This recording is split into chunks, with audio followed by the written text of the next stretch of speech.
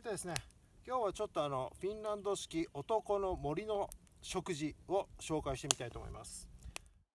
材料はこちら。ソーセージ1本、玉ねぎ1個、ライ麦パン1食分と多めのバター。これを使って料理をしてみたいと思います。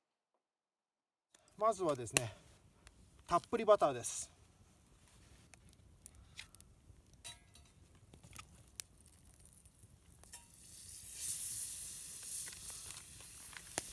玉ねぎ小さめの1個分、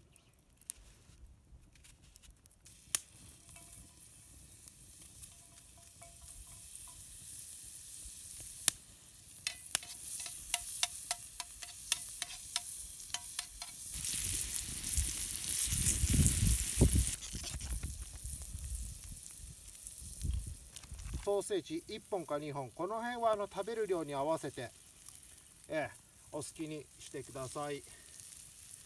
適当な大きさに切ってぶち込みます。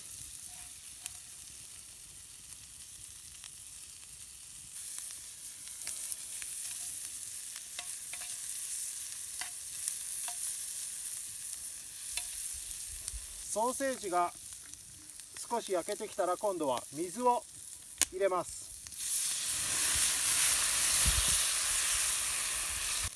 黒パンを小さくちぎって入れます。これに水を吸わせる感じですね。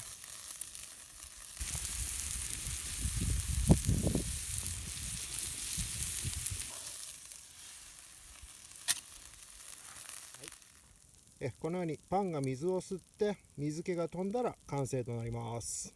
いただきます。